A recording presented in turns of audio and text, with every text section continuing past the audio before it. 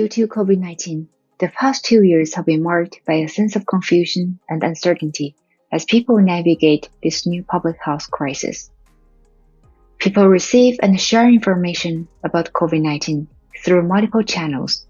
In the face of uncertainty during the COVID-19 crisis, it is important to ask, to what extent do people trust COVID-19 information, from which information sources and platforms, and how does trust develop over time? To answer this question, we conducted a mixed methods longitudinal study, including an 8-wave survey from September to December 2020, focused on lower income groups in the United States, who have been heavily impacted by the pandemic. The survey questions focused on understanding people's information practices during COVID-19 and their level of trust towards COVID-related information and information sources. 177 respondents completed all waves of the survey. After survey data analysis, between April and July 2021, we continued doing an interview study with 21 participants. One question we asked was if people use social media for getting COVID-19 information in the past week. Our survey data suggests a significant decrease in social media use over time. But why do we see this decline? Our interview data suggests that a decline in trust accounted for the largest change in social media use for COVID-19 information consumption. An inability to change others' misbelief and mistrust led to non-use of social media.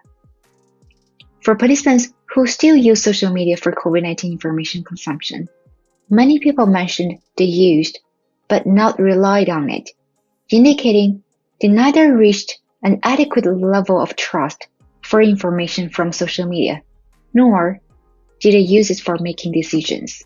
Our findings through triangulation of the survey and interview data directly contradict other work and articles regarding the use and the reliance on social media. We argue that we need to take great care in what is inferred from the survey responses.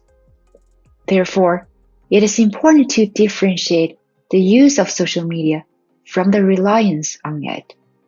Additionally, we observed a shift in trustee occurred, meaning that who or what people trusted shifts from information on social media to social media platforms themselves. People's past experiences with misinformation on social media has produced a generalized distrust for these platforms in their entirety. Once distrust is ingrained into the truster or people, it consequently makes rebuilding trust more challenging. Other than the distrust in social media, participants also expressed their distrust in the more fundamental information, the COVID-19 data.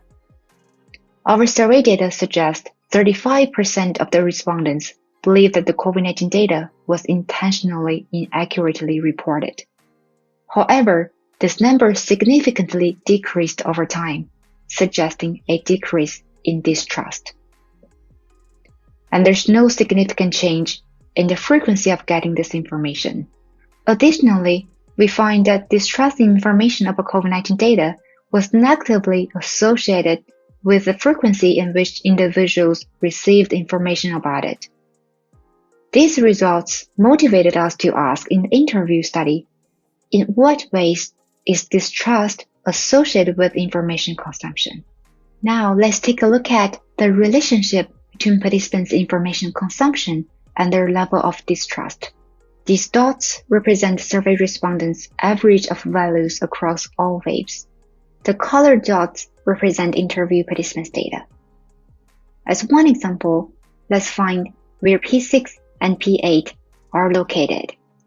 P6 is located at the top left corner, indicating that he had received little COVID-19 information, but had high distrust. Whereas P8 is located at the bottom right corner, indicating that he had received a lot of information about COVID-19 and have low distrust. When examining why people like P6 held strong distrust, we find the participants' distrust arises from skepticism in the validity of the COVID-19 data production processes. For example, P6 was saying, "My friend's dad had heart failure and died. He took the PCR test and it was negative. But at the end, the death certificate says it's COVID. Somebody is getting paid for putting COVID on the death certificate. So that contributes to the inflation number." While his reasoning process alongside his little information consumption suggests that he relied on the information he received from his personal network, this information serves as his baseline to evaluate the trustworthiness and the validity of the COVID-19 data. While only relying on information from personal networks runs the risk of overgeneralizing individual cases. Then let's turn to P8, who worked at the public health sector, and his daily job is fixing death records because data is critical during COVID, and that we were constantly trying to make sure that they were recorded properly and the data is accurate. Well, one might argue that it is the nature of the P8's occupation, being a staff working in the public health sector, that influences his response. But let's take a look at what he said next. Right now, because of our famous reimbursement program, we are seeing a lot of COVID being added to death records. I'm totally not sure what's going on to do with the national stats, but I think the numbers are going to be a little bit artificially higher because of these programs. Well, taken together, these quotes suggest that P8 believed that the COVID-19 data in general was truthful, but had reason to be suspicious in other respects regarding the data production procedures. As such, his trust exists and dominates, but is tempered by distrust. Our observations on the coexistence of trust and distrust is referred to as bounded trust. Then recall that distrust regarding the COVID-19 data decreased over time. But we ask why.